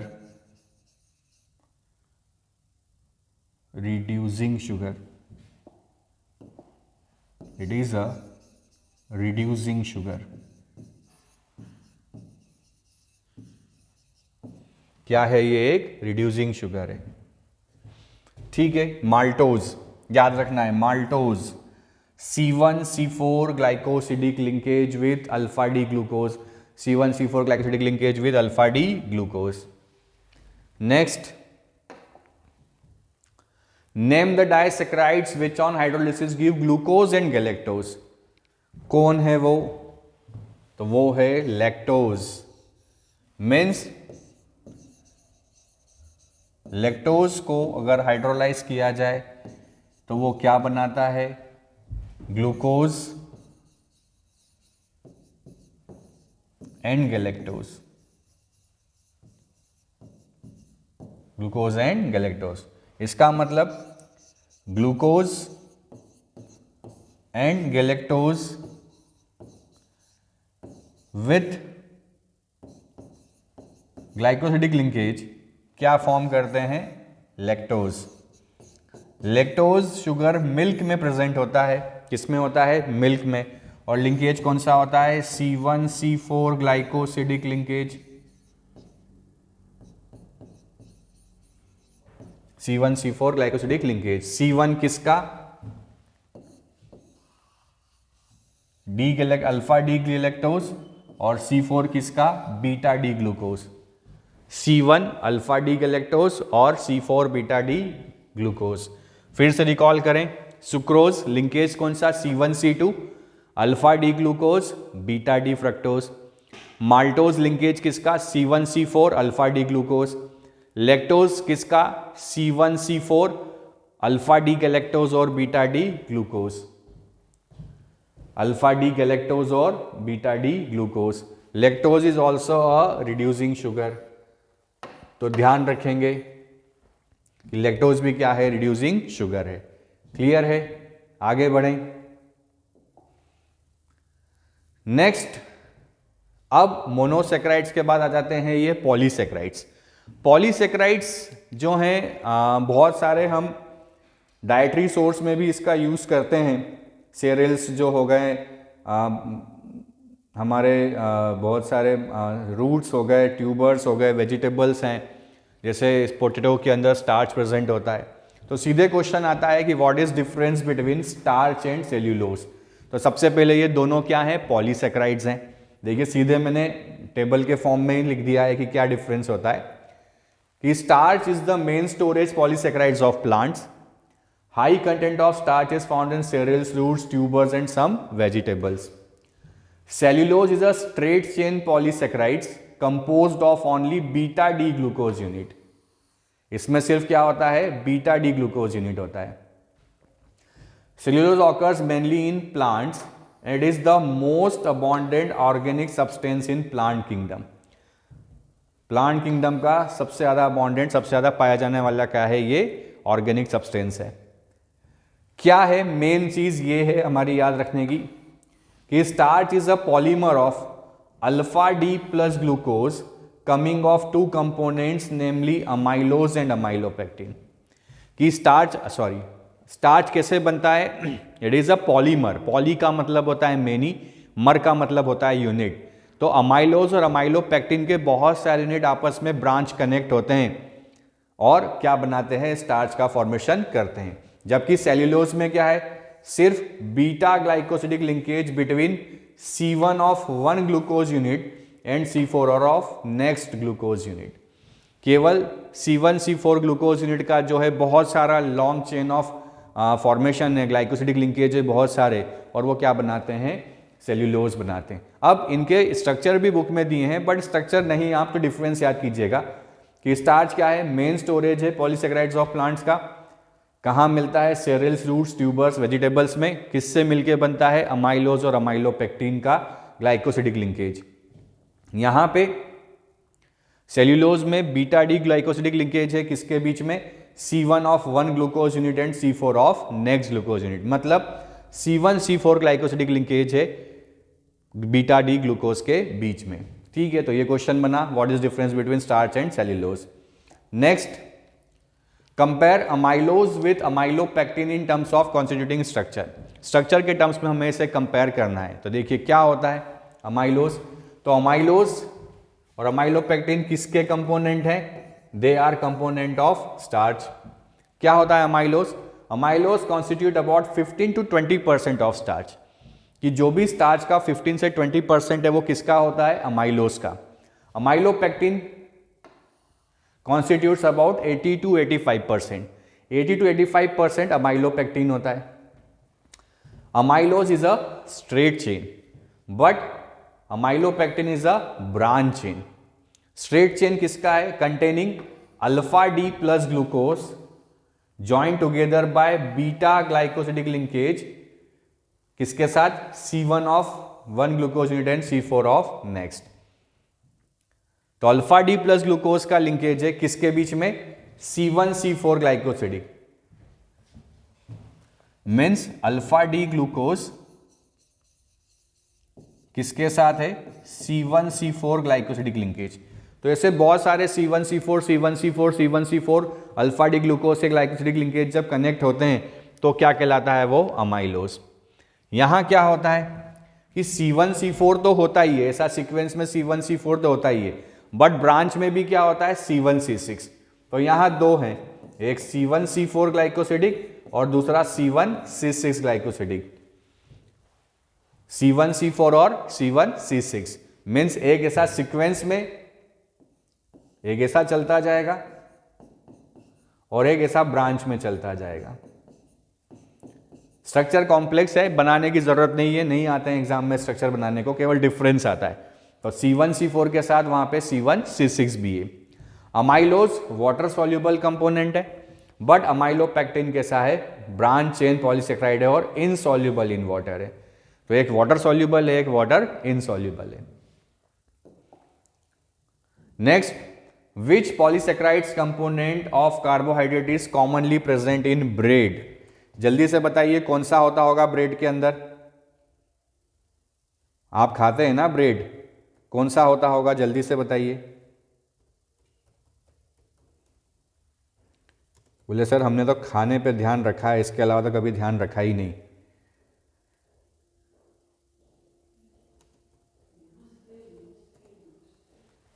जल्दी से बताइए कौन सा होता है ब्रेड के अंदर? स्टार्च। कौन सा कार्बोहाइड्रेट ब्रेड के अंदर प्रेजेंट होता है? स्टार्च। ठीक है, तो ब्रेड के अंदर जो कार्बोहाइड्रेट प्रेजेंट है वो कौन सा है? स्टार्च। बड़ा सिंपल सा क्वेश्चन है, आपके बुक में काफी आपके एग्जाम में काफी बार पूछा है। इसके अलावा राइस हो गया, पोटैटो हो गया, चपाती जिसको हम रोटी बोलते हैं, देखिए हम चपाती बोलते हैं और फॉरेनर्स ब्रेड बोलते हैं, हम रोटी बोलते हैं वो ब्रेड बोलते हैं। तो इन सब के अंदर क्या प्रेजेंट होता है? स्टार्च प्रेजेंट होता है। आगे बढ़ें। नेक्स्ट,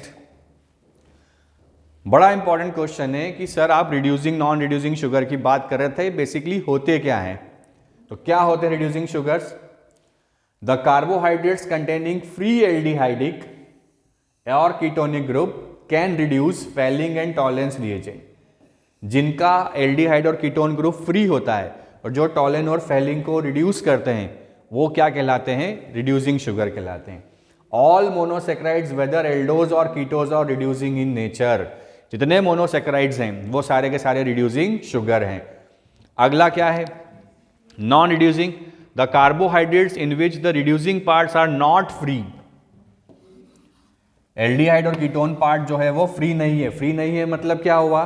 उनका जो स्ट्रक्चर है वो साइक्लिक स्ट्रक्चर जो हमने पढ़ा था, जो हेमी एसिटल फॉर्म होता है, उस फॉर्म में उनका फंक्शनल ग्रुप अगर प्रेजेंट है तो वो उसको रिड्यूस नहीं करेगा। क्यों? क्योंकि उनका फंक्शनल ग्रुप फ्री नहीं है। उन्हें क्या कहा जाता है? Non reducing carbohydrates. All polysaccharides like starch, cellulose, glycogen etcetera और non reducing carbohydrates. I hope आप क्लियर कर पा रहे हैं, नोट कर लीजिए इसे जल्दी से। वैसे मैं इसे टेलीग्राम में डाल दूंगा सारे नोट्स, बट आप अपने नोट्स बनाएं तो ज़्यादा बेटर है।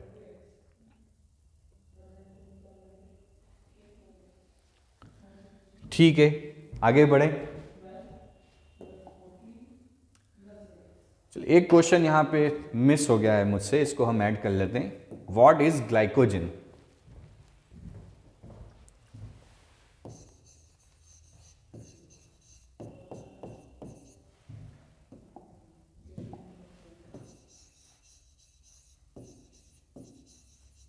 ग्लाइकोजन क्या होता है? Carbohydrate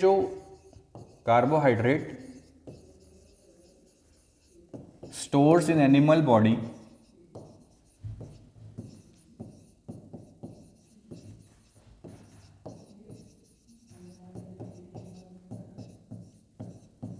is known as glycogen.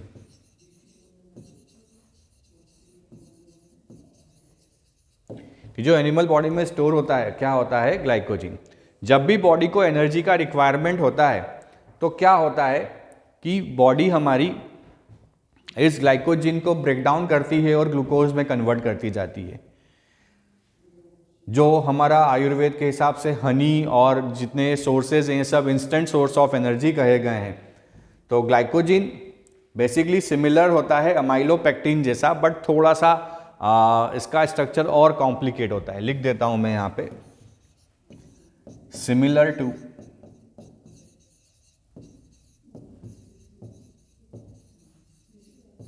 amylopectin rather some complex structure।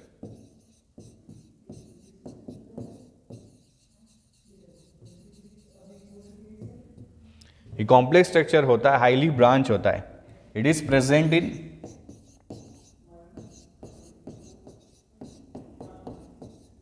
Liver, liver, muscles and brain. कहाँ प्रेजेंट होता है? लीवर, मसल्स और ब्रेन में। Whenever our body requires energy, this glycogen dissociate into the form of glucose. हमारी body को क्या होता है? एनर्जी मिलने लगती है। तो एक ये पार्ट हमारा मिसिंग था, ग्लाइकोजन, इसके नोट कर लीजिए। ठीक है, एक पॉइंट और मिसिंग है। It is also find in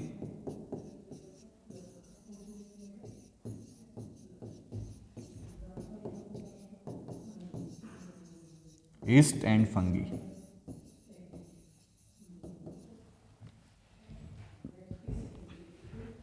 It is also found in yeast and fungi। ठीक है, नेक्स्ट अमीनो एसिड। क्या होते हैं बेटा amino acid? Amino acids are having both functional group amine as well as carboxylic acid. Amino acids जो हैं वो amine group और कार्बोक्सिलिक एसिड दोनों ग्रुप रखते हैं। ये प्रोटीन के पार्ट हैं, प्रोटीन इनसे मिलके बनता है। न्यूक्लिक एसिड्स बहुत सारे इनका फॉर्म होता है। तो क्या होते हैं amino acids? Which are having both carboxylic acid and amine group. ठीक है, तो अब प्रोटीन्स को हमें यहां पढ़ना है। तो पहला क्वेश्चन क्या आया है यहां पे? Differentiate between the following essential amino acids and non essential amino acids. देखिए essential, the amino acids which can not be synthesized in the body are known as essential amino acids which must be taken through diet. जो हमें diet से लेना पड़ता है, जिसको हमें खा के लेना पड़ता है, हमारी बॉडी सिंथेसिस नहीं करती, उसे क्या कहा जाता है? एसेंशियल अमीनो एसिड कहा जाता है। ठीक है, नॉन एसेंशियल अमीनो एसिड्स क्या हो गए? The amino acids which can be synthesized in the body are known as non essential. जो बॉडी खुद सिंथेसाइज करती है वो क्या कहलाते हैं? नॉन एसेंशियल अमीनो एसिड्स कहलाते हैं। अब आपको बुक के अंदर आप देखेंगे तो आपको बहुत सारे अमीनो एसिड्स और नॉन अमीनो एसिड्स दिए हैं। आप याद रख सकें तो बहुत अच्छी बात है, और ना रखें तो कोई दिक्कत नहीं है। सिर्फ ये याद रखिएगा कि essential amino acid, non essential amino acid का डिफरेंस क्या होता है। प्रॉपर्टीज देख लेते हैं कि all amino acids are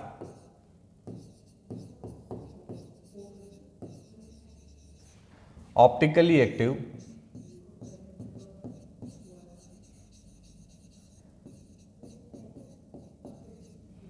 accept glycine. इन्हें 3 लेटर सिंबल से रिप्रेजेंट किया जाता है। अब आप नीट अगर की तैयारी कर रहे होते या JEE की तैयारी कर रहे होते तो मैं आपको एक टेबल याद करवाता, बट यहाँ पे हम सिर्फ इतना ही याद रखें कि ग्लाइसिन का फॉर्मूला क्या होता है? R की जगह यहाँ H आ जाता है। तो ऑप्टिकली एक्टिव की कंडीशन क्या होती है? कायरल सेंटर होना चाहिए, चारों वैलेंसी डिफरेंट होनी चाहिए, बट यहाँ पे R की जगह H है, तो दोनों H सेम होने के कारण ये ऑप्टिकली एक्टिव नहीं होता। तो सारे अमीनो एसिड्स जो हैं वो ऑप्टिकली एक्टिव होते हैं, बट ग्लाइसिन ऑप्टिकली एक्टिव नहीं होता। ठीक है, इस पॉइंट को याद रखिएगा। देख लेता हूँ जरा मैं वीडियो बन भी रहा है या नहीं। ठीक है, आगे बढ़ें। वीडियो थोड़ा सा बेटा लंबा हो जाएगा क्योंकि क्वेश्चंस के साथ साथ हम थ्योरी भी कवर कर रहे हैं।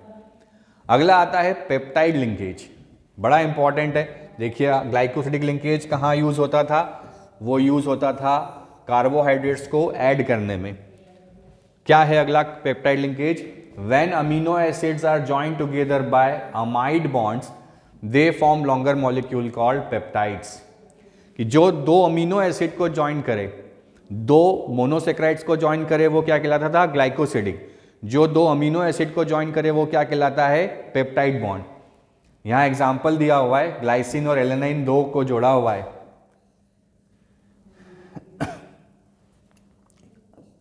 ये हो गया ग्लाइसिन, ये हो गया एलेनाइन। तो क्या किया यहां से? रिमूवल ऑफ वाटर ही है। तो ये जो बॉन्ड बना है amide, this CONH amide bond is known as peptide linkage. इसे क्या कहा जाता है? पेप्टाइड लिंकेज कहा जाता है। क्या होता है polypeptide? A dipeptide contents 2 amino acid by 1 peptide linkage. 2 amino acid, देखिए ये 2 अमीनो एसिड मिले तो कितने बनाए? 1 लिंकेज बनाया। तो चूंकि 2 अमीनो एसिड है इसलिए ये क्या कहलाएगा? Dipeptide with 1 linkage. ट्राइपेप्टाइड में 3 अमीनो एसिड आपस में कनेक्ट होंगे बट लिंकेज कितने होंगे? 2। टेट्रापेप्टाइड में 4 अमीनो एसिड आपस में जुड़ेंगे पर लिंकेज कितने होंगे? 3। और बहुत लॉन्ग चेन ऑफ जब पॉलीपेप्टाइड्स आपस में कनेक्ट होते हैं तो वो फिर प्रोटीन का फॉर्मेशन करते हैं।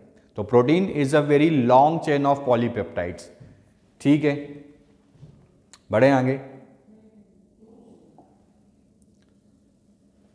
अब कुछ एग्जाम्पल्स प्रोटीन के हमें बताए हैं तो बड़ा प्यारा क्वेश्चन है, difference between fibrous protein and globular protein.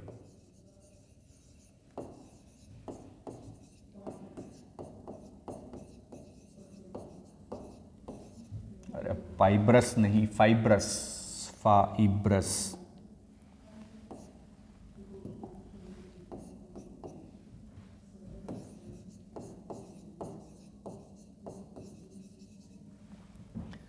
क्या है फाइब्रस प्रोटीन? देखो फाइबर का मतलब होता है धागा। धागा मतलब क्या होगा? ऐसा स्ट्रेट में कनेक्ट होगा, एक के पीछे एक लीनियरली कनेक्शन होगा पॉलीपेप्टाइड्स का। कि when the polypeptides chain run parallel and are held together by hydrogen and disulphide bond then fibre like structure is form. कि क्या हो रहा है? पॉलीपेप्टाइड चेन्स पैरेलल में रनिंग में है और एक दूसरे के साथ हाइड्रोजन बॉन्ड और सल्फाइड बॉन्ड्स के साथ अटैच होती हैं। उन्हें क्या कहा जाता है? Polypeptides, fibrous protein. ठीक है, such proteins are insoluble in water. क्या होते हैं ये? वाटर में इनसॉल्युबल। एग्जाम्पल केराटिन और मायोसिन, मसल्स और वूल में प्रेजेंट होता है। ठीक है, केराटिन और मायोसिन याद होगा आपको। केराटिन जो है it is present in hair, wool और silk. Keratin present in hair, wool and silk and myosin muscles. ठीक है, स्पेलिंग समझ लेंगे, मसल्स। तो केराटिन प्रेजेंट होता है हेयर, सिल्क और वूल के अंदर और मायोसिन कहाँ प्रेजेंट होता है? मसल्स के अंदर। एग्जाम्पल क्या है इसके? एल्बुमिन्स और इंसुलिन। तो क्या डिफरेंस है? Run parallel chain with polypeptide bonds. Polypeptide chain parallel में रन होती है और जुड़ी किससे होती है? विद हाइड्रोजन बॉन्डिंग या फिर डाइसल्फाइड बॉन्ड्स के थ्रू। वाटर इनसॉल्युबल है। एग्जांपल्स क्या है? केराटिन और मायोसिन। यहां देखें तो polypeptide chains coil around two give a spherical shape. देखिए ग्लोब, ग्लोब मतलब अर्थ। तो अर्थ कैसा होता है? स्फेरिकल। तो ये कैसे होते हैं? स्फेरिकल इन शेप होते हैं। Such proteins are usually soluble in water. ये वाटर में क्या होते हैं? सॉल्यूबल होते हैं। एग्जाम्पल्स इंसुलिन और एल्बुमिन्स। तो बड़ा इंपॉर्टेंट क्वेश्चन है, बहुत बार पूछा हुआ है। What is difference between globular and fibrous protein? बढ़े आगे। Next, amino acid show amphoteric behaviour why. देखिए अमीनो एसिड्स में दोनों ग्रुप प्रेजेंट होते हैं, कार्बोक्सिलिक एसिड और amine. So if number of NH2 and COOH group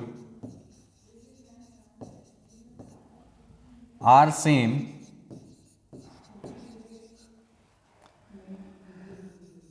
then it is neutral. If number of NH2 greater than COOH, तो it is basic in nature, और number of NH2 less than COOH तो acidic. अब इन water क्या होता है,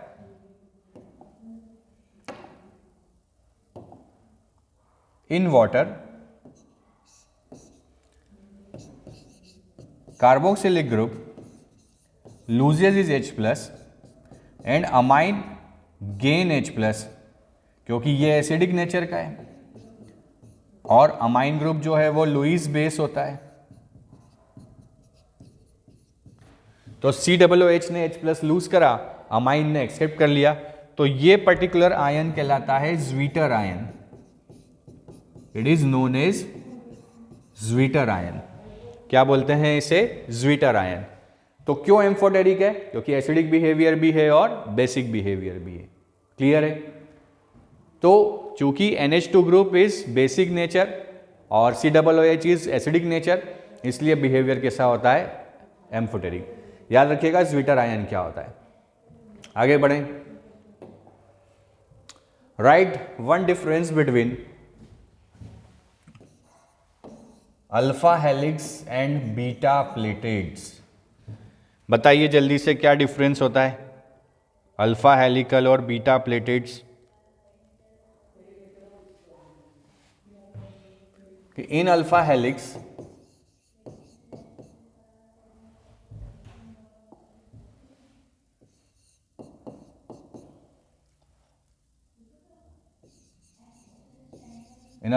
protein chain are, अच्छा ये दोनों सेकेंडरी कैसा है? सेकेंडरी प्रोटीन्स के एग्जाम्पल हैं। They are the examples of secondary protein. तो अल्फा हेलिकल में क्या होता है? Protein chains are attached with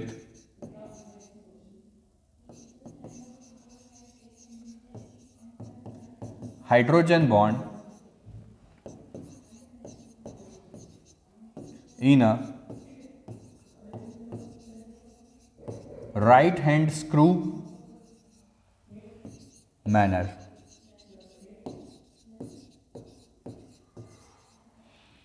helical shape में इस तरीके से अटैचमेंट होता है, प्रॉपर मैं ड्रॉ नहीं कर पाऊंगा।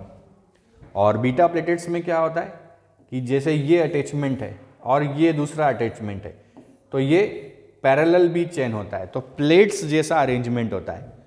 जैसे जो धोती पहनते हैं, एक प्लेट ऐसी, एक प्लेट ऐसी, एक प्लेट ऐसी, तो यहाँ पे पैरेलल अटैचमेंट भी होता है। In beta pleated parallel attachment is present.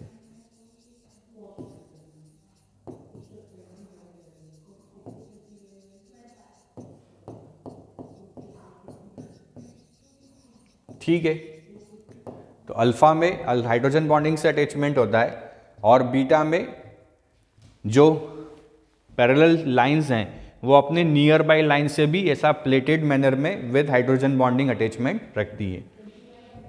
तो it is difference between alpha helix and beta pleated. Next, denatured protein. क्या होता है कि जब भी किसी प्रोटीन की नेटिव प्रॉपर्टी को जब हम चेंज करते हैं, आइदर बाय फिजिकल चेंज और बाय केमिकल चेंज, तो जो उसके, याद रखिएगा बच्चों, किसी भी प्रोटीन का प्राइमरी स्ट्रक्चर जो होता है वो प्राइमरी स्ट्रक्चर कभी भी डिस्ट्रॉय नहीं होता, अब सेकेंडरी और टर्शियरी स्ट्रक्चर जो है वो हाइड्रोजन बॉन्ड और सल्फाइड्स बॉन्ड्स के थ्रू अटैच होते हैं। तो जब हम कोई फिजिकल एक्टिविटी करें, जैसे कि हम बॉईल कर दें अगर प्रोटीन को, तो उनके ये बॉन्ड्स ब्रेक हो जाते हैं। तो इन बॉन्ड के ब्रेक होने से जो इनके चेंज होते हैं, प्राइमरी स्ट्रक्चर कभी चेंज नहीं होता, सेकेंडरी और टर्शियरी में जो चेंज हमें दिखता है उसे डीनेचुरेशन ऑफ प्रोटीन कहा जाता है। चाहे तो ये फिजिकल प्रॉपर्टी को फिजिकल चेंज के थ्रू हम चेंज करें, या प्रोटीन का हमने पीएच चेंज कर दिया है ना, केमिकल प्रॉपर्टीज के थ्रू उसको चेंज कर दिया, तो इस प्रोसेस को क्या कहते हैं? Denaturation of protein. कि the loss in biological activity of a protein due to unfolding of globules and uncoiling of helix is called denaturation of protein. During denaturation, secondary and tertiary structures are destroyed but primary structure remains the same. Example, coagulation of egg white on boiling is common example of denaturation. कि जब भी हम primary structure की अगर बात करेंगे protein के, तो कभी भी वो डिस्ट्रॉय नहीं होगा, उसका सेकेंडरी और टर्शियरी जो है वो चेंज हो जाएगा। बताया है कि ग्लोबुलर जो है वो स्फेरिकल होता है, वो फोल्ड हो जाएगा, मतलब खुल जाएगा पूरा। जो हेलिकल है वो कॉइल्ड स्ट्रक्चर जो है वो अनकॉइल्ड हो जाएगा। एग्जाम्पल क्या है इसका? Coagulation of egg. आगे बढ़ें। क्वेश्चन यहां पे एक बनता है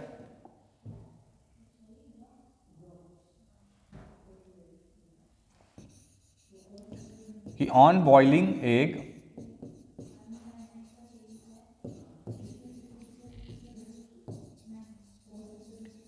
where does its water go, कि उसका वाटर कहाँ चला जाता है? तो जब हम एग को बॉईल करते हैं तो जो हाइड्रोजन बॉन्ड होता है वाटर के, वो ब्रेक हो जाते हैं और वो वहां से बाहर चला जाता है। ठीक है, आगे बढ़ें। नेक्स्ट आता है विटामिन्स। विटामिन्स जो हैं, वाइटामिन्स वाइटल अमाइंस कहा जाता था, जो कि हमारी बॉडी के ग्रोथ के लिए ज़रूरी हैं। अगर इन विटामिन्स की डेफिशिएंसी होती है तो इस डेफिशिएंसी के कारण बहुत सारे डिसीज़ हमारी बॉडी को जो है हो जाते हैं। तो बेसिकली पहले ये अमाइंस कंटेनिंग ग्रुप थे, तो एक बार इनका नाम, वैसे vitamin is the right pronunciation, it's a vitamin, vitamin हम लोग बोलते हैं but it's a vitamin. Okay, तो क्या होते हैं विटामिन? दो टाइप के होते हैं। पहला कहलाता है फेट सॉल्यूबल, दूसरा कहलाता है वाटर सॉल्यूबल। फेट सॉल्यूबल का मतलब ऐसे विटामिन जो वाटर सॉल्यूबल होते हैं, सॉरी जो फेट सॉल्यूबल होते हैं, जो वाटर सॉल्यूबल नहीं होते हैं, वो क्या कहलाते हैं? Fate soluble vitamin. एग्जाम्पल क्या है इसके?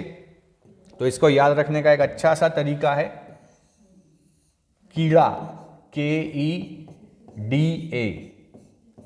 तो कीड़ा जो है वो क्या है? Fat soluble.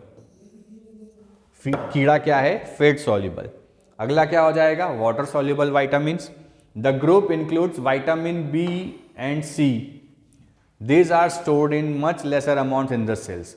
तो जो वाटर सॉल्यूबल हैं वो क्या कहलाते हैं? जो वाटर में सॉल्यूबल हैं वो vitamin B and C, except vitamin B12। B12 is not water soluble. Okay, तो क्वेश्चन बोलता है कि why vitamin C is to be taken in our diet. Vitamin C को हमें डाइट में क्यों लेना चाहिए? क्योंकि ये वाटर सॉल्यूबल है, तो दे comes out in the form of urine, urine के फॉर्म में वो बाहर निकल जाते हैं, इसलिए हमें उनको डाइट्स के थ्रू लेना पड़ता है। Note, vitamin H, biotin, is an exception. It is neither soluble in water nor in fat. Biotin जो है, विटामिन H जो है, इट इज न तो पानी में सॉल्यूबल है ना ही फेट में सॉल्यूबल है। तो फेट सॉल्यूबल कौन से हैं? कीड़ा, KEDA। वाटर सॉल्यूबल कौन से हैं? Vitamin B and C। Why we have to take water soluble vitamin in our diet? Because they comes out in the form of urine, urine के फॉर्म में बाहर निकल जाते हैं, इसलिए हमें उनको डाइट के थ्रू लेना पड़ता है। विटामिन H न तो सॉल्यूबल है वाटर में ना ही फेट में। बढ़े आगे। अब कुछ डेफिशिएंसी के क्वेश्चंस हैं, तो आपको ये यहाँ NCERT की प्रेफरेंस एक टेबल दी हुई है, पूरी NCERT टेबल आपको लर्न करना है।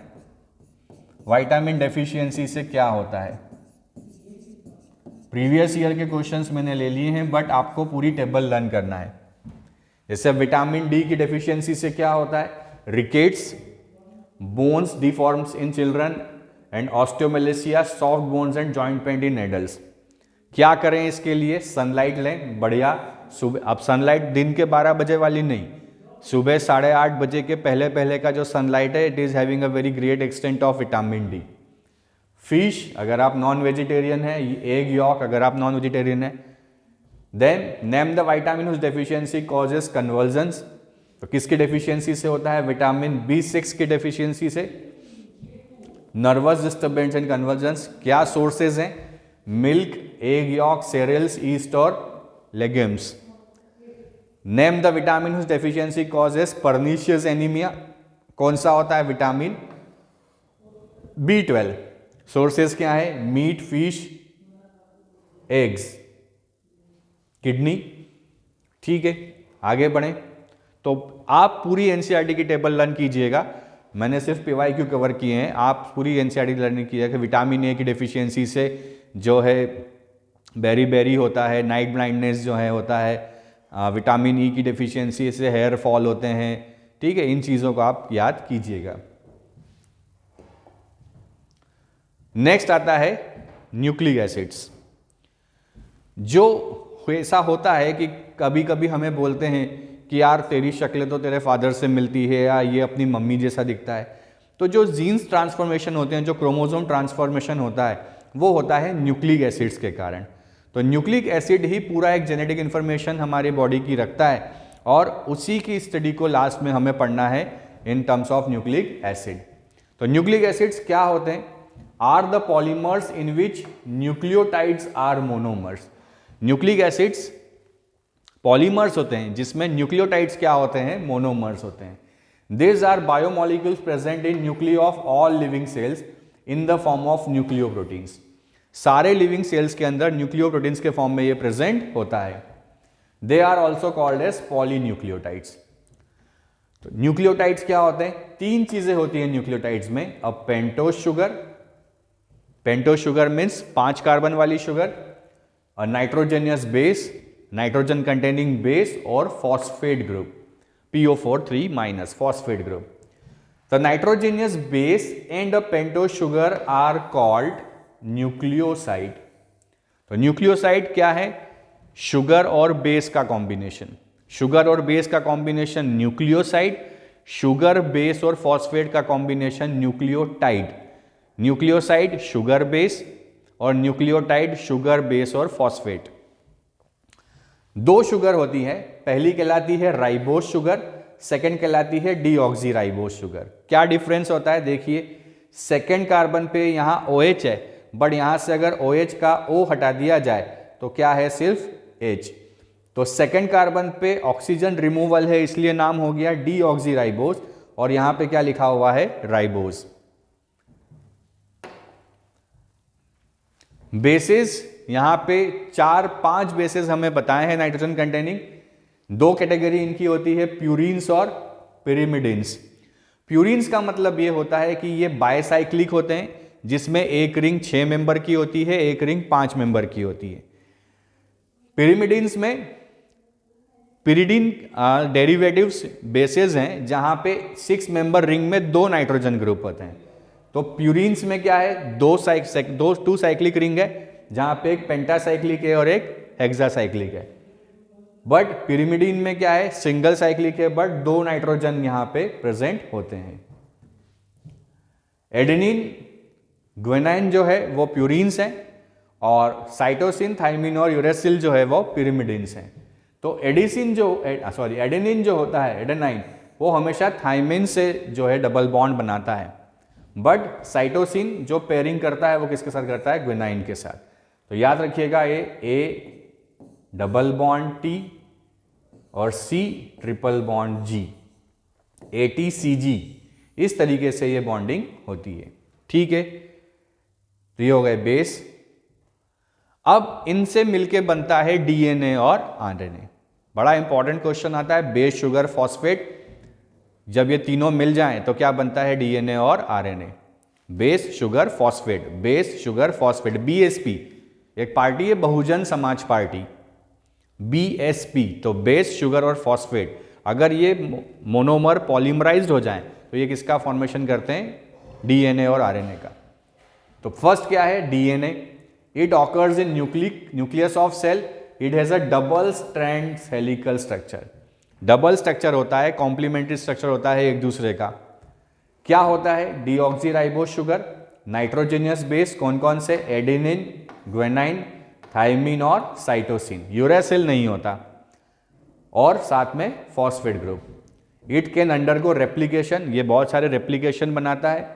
It helps in transfer of genetic information from parents to offspring, कि अगर आपका चेहरा आपके पापा जैसा दिख रहा है तो वो because of this DNA। Ribonucleic क्या है? It occurs in cytoplasm of cell, a phosphate group, it has a single strand helical structure. क्या है ये? सिंगल स्ट्रैंड हेलिकल स्ट्रक्चर है। क्या क्या होता है? राइबोस ग्रुप, नाइट्रोजन बेस और फॉस्फेट ग्रुप।